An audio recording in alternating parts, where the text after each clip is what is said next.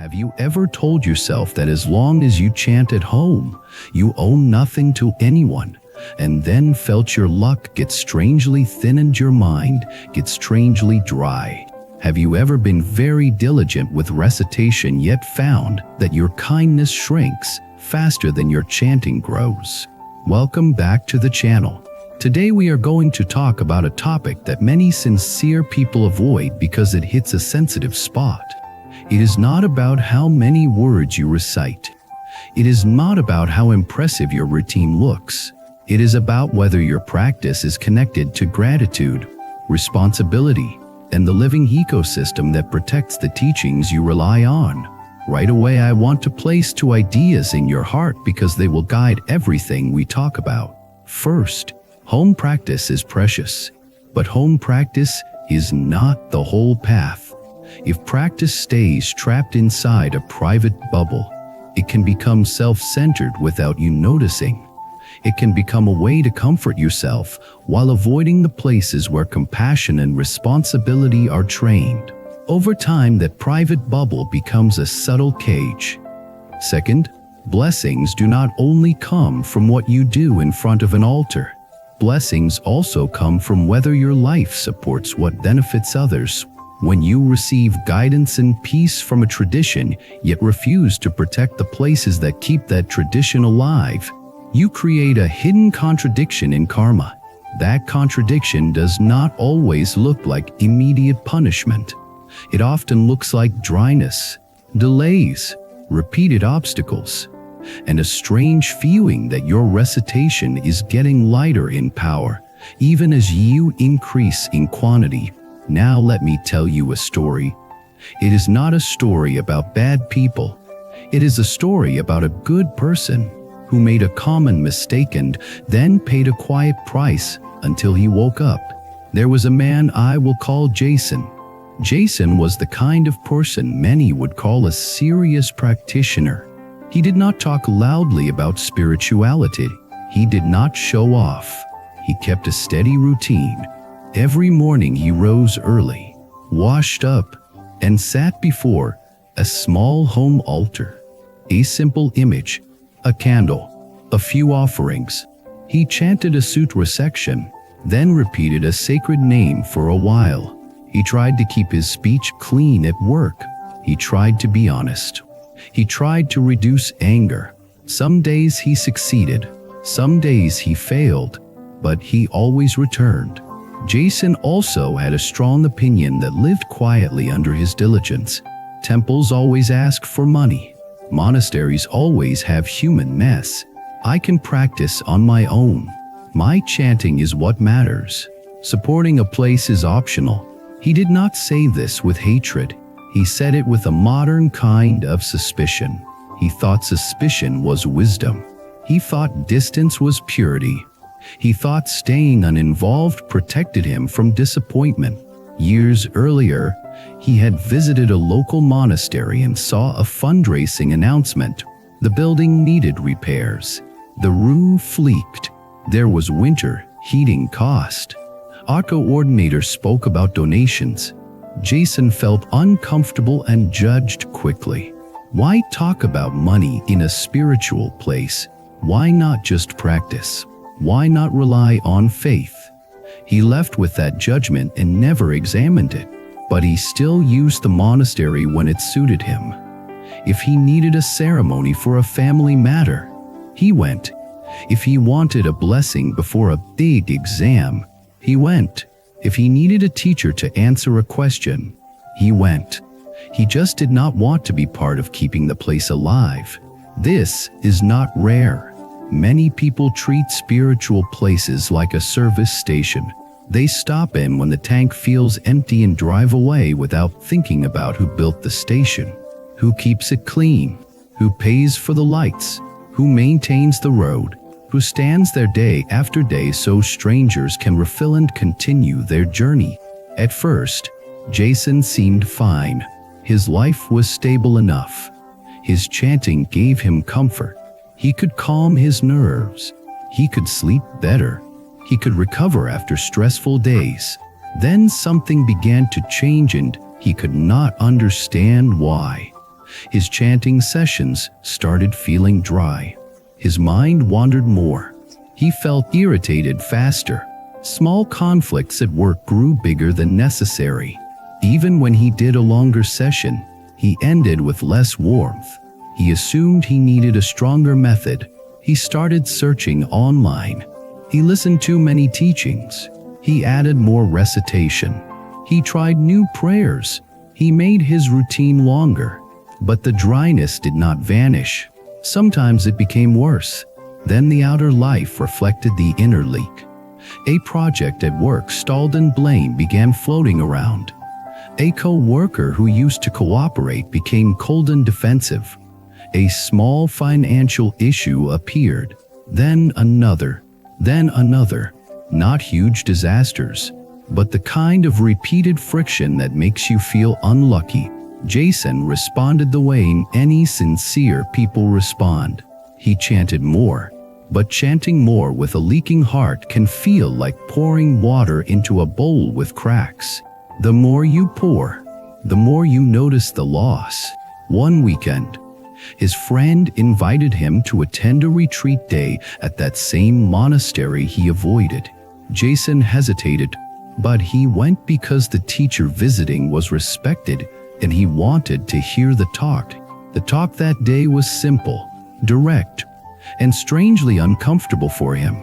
The teacher spoke about merit like a living currency of the heart, not money, not social points, but the inner wealth that supports clarity, patience, good timing, and supportive conditions. Then the teacher said something that made Jason sit up inside. Recitation without gratitude becomes thin. Practice without supporting conditions becomes fragile. Receiving the Dharma while refusing to protect the Dharma creates a silent deck. Jason felt defensive. He wanted to say he did not owe anything because he practiced sincerely at home. He wanted to say he was not asking anyone for help. He wanted to say he avoided temples because of corruption. The teacher continued, still calm. It is wise to be discerning. It is unwise to become contemptuous. Many people confuse discernment with dismissal. They dismiss the Sangha, dismiss places of practice, dismiss community, and then they wonder why their mind grows lonely and their blessings weaken. Jason tried to ignore it, but something in his chest tightened, not because the teacher was forcing him, but because the words touched an uncomfortable truth. After the talk, the coordinator made a short announcement. The monastery needed support. The kitchen needed repairs.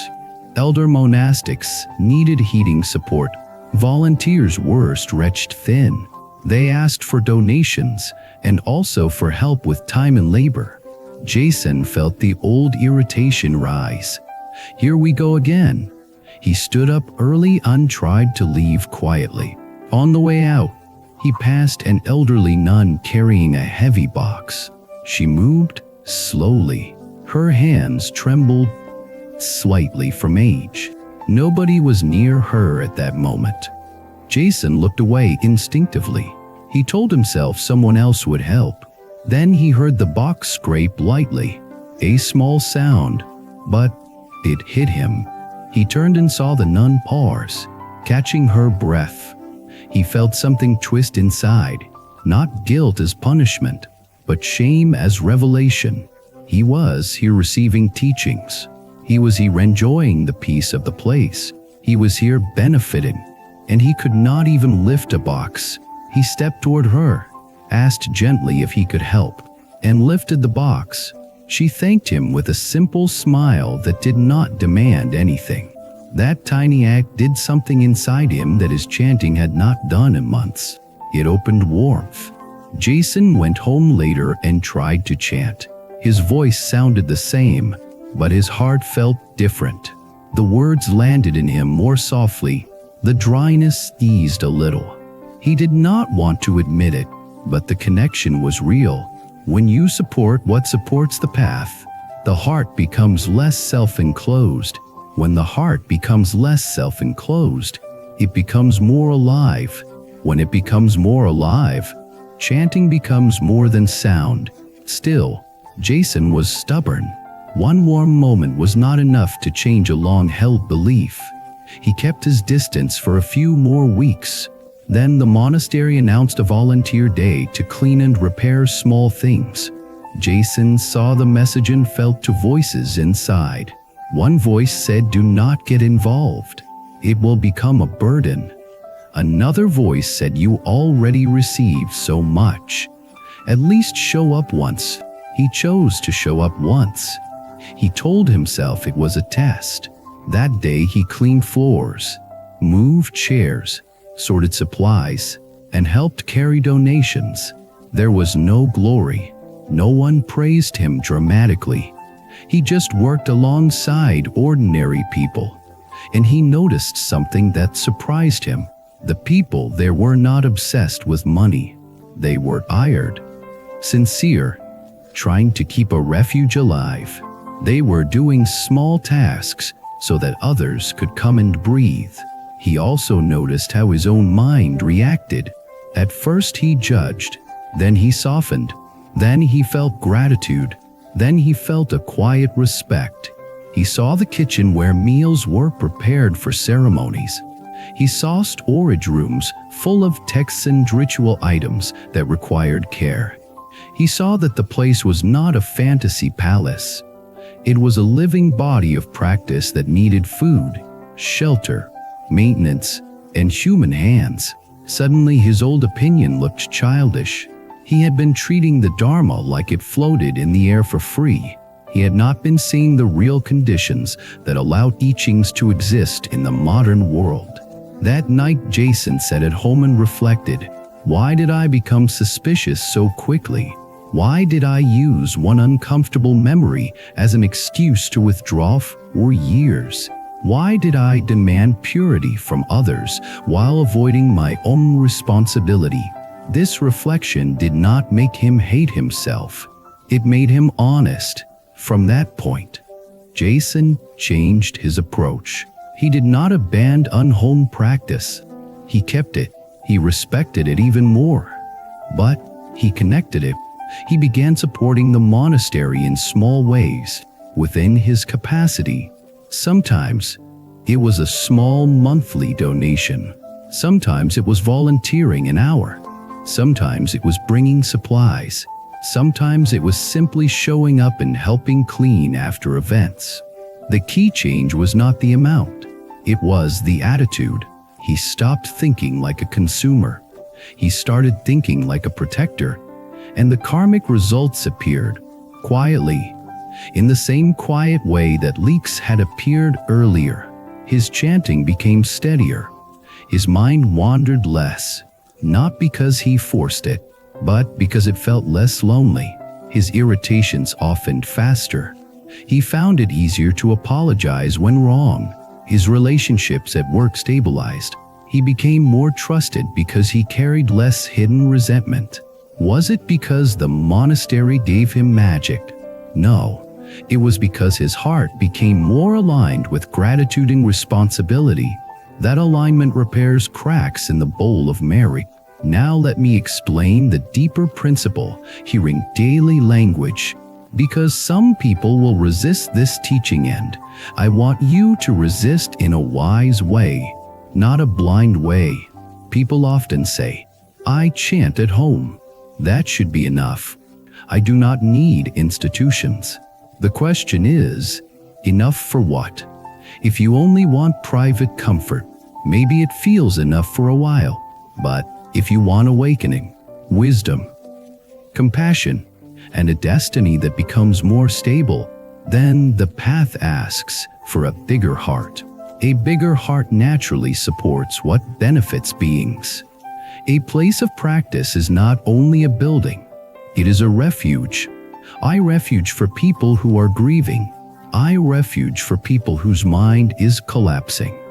I refuge for people who do not know where else to go. I refuge for people who want to repent and begin again. I refuge for people who need guidance and spiritual friends. If you have ever benefited from such a refuge, then refusing to protect it, is like eating from a family table while refusing to wash even one dish. You might tell yourself it is not your job, but karmic ally, the heart that refuses to contribute, trains itself in ingratitude.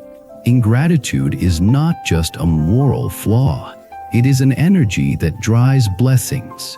Because gratitude expands the heart, expanded heart holds more light.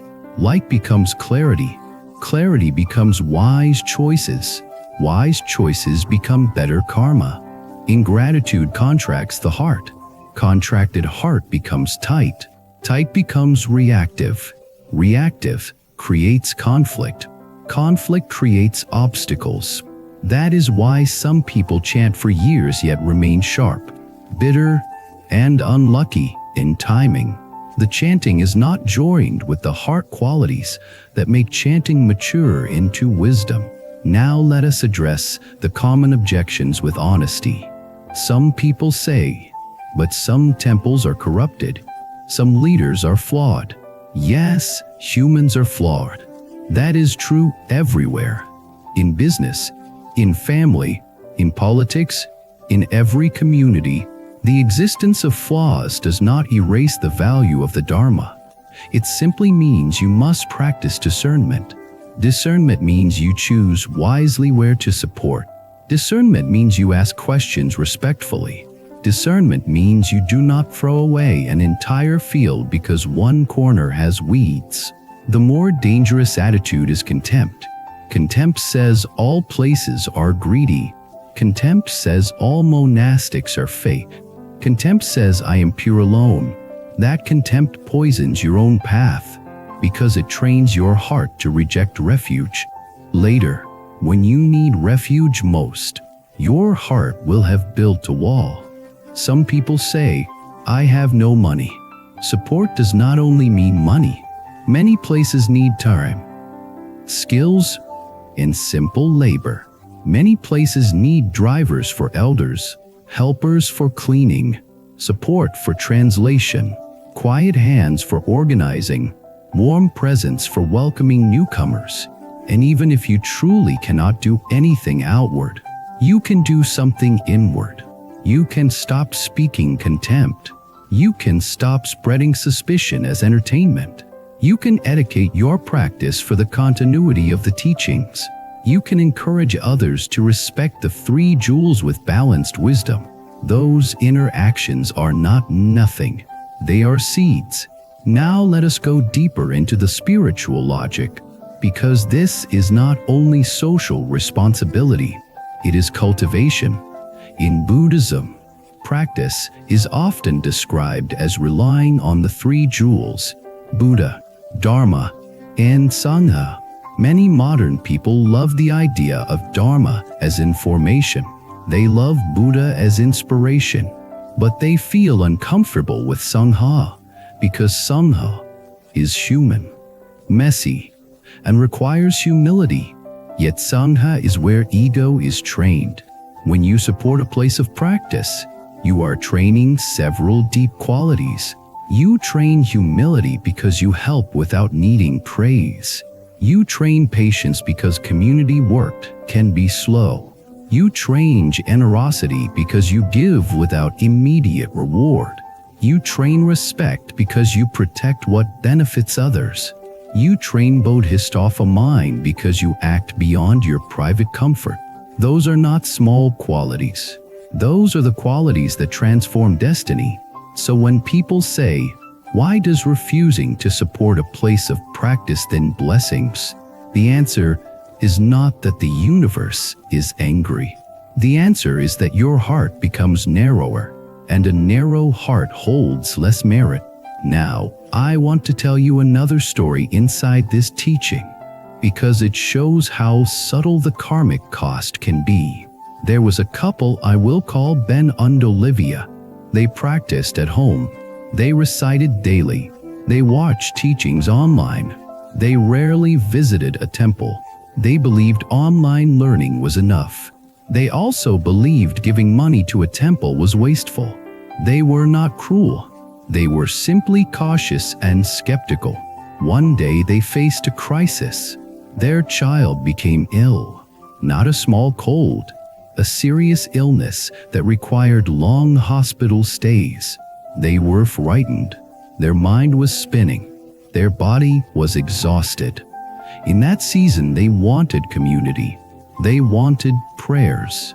They wanted a teacher to guide them. They wanted a place to sit and breathe. They wanted someone to help them carry fear. So they went to a local temple, hoping for refuge. The temple was kind, but the temple was struggling. Volunteers were few. Resources were limited. The place was barely surviving. They were helped, but the support was not as strong as it could have been. Ben later said quietly, "We always assumed the temple would always be there.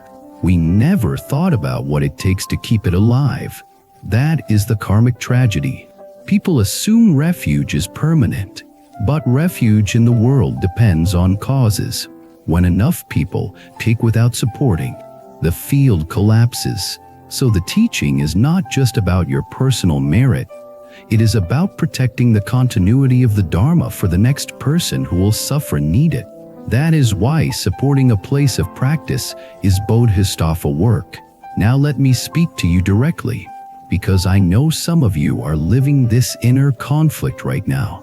You chant at home. You love the teachings. You feel sincerity. But when it comes to supporting a place, your mind closes. Maybe you fear being used. Maybe you fear corruption. Maybe you fear commitment. Maybe you fear disappointment. Those fears are understandable, but do not let fear harden into withdrawal. Instead, bring fear into wisdom. Start small. Start clean.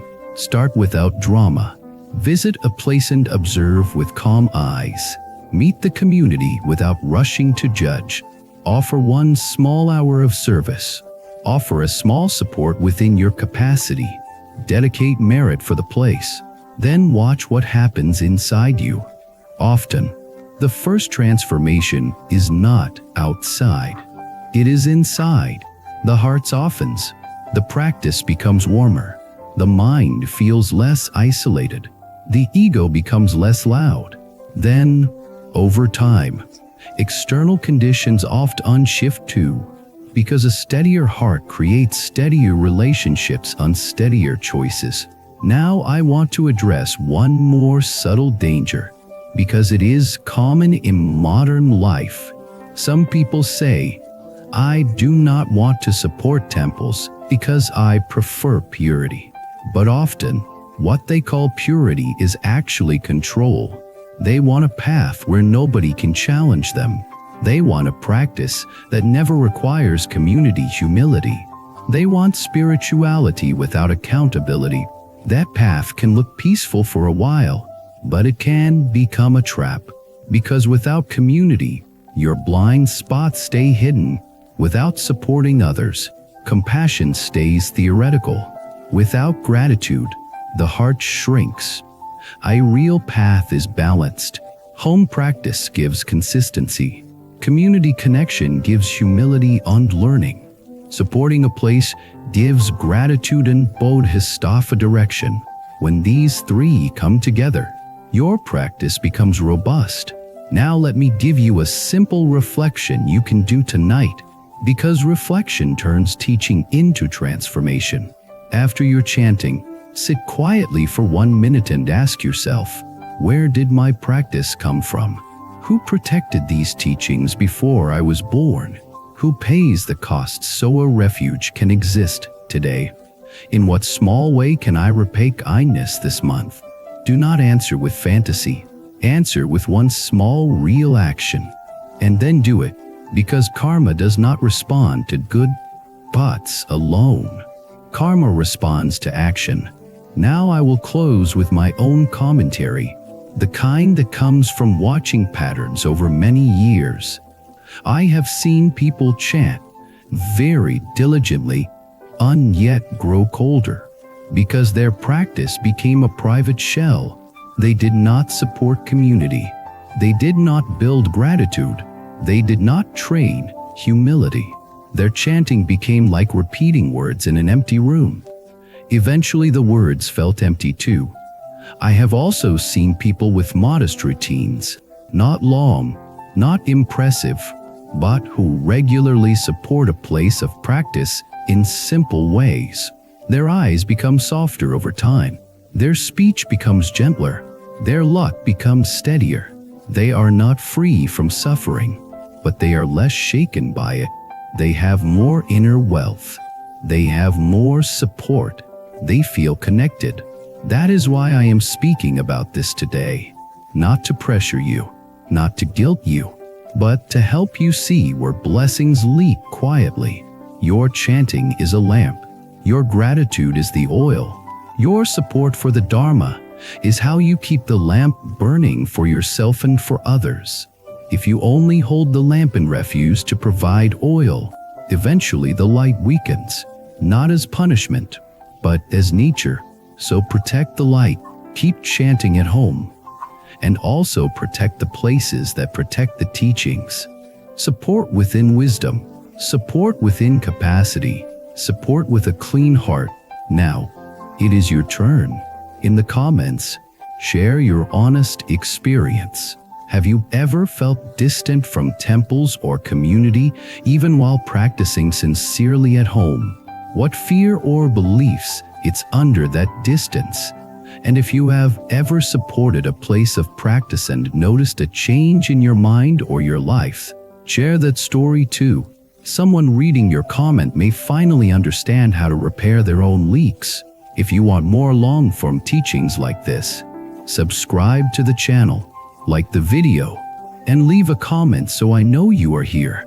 If you want to support deeper long content, consider becoming a member so I can keep making longer scripts that you can listen to slowly and use for daily practice. Thank you for spending this time with me. Keep your practice steady.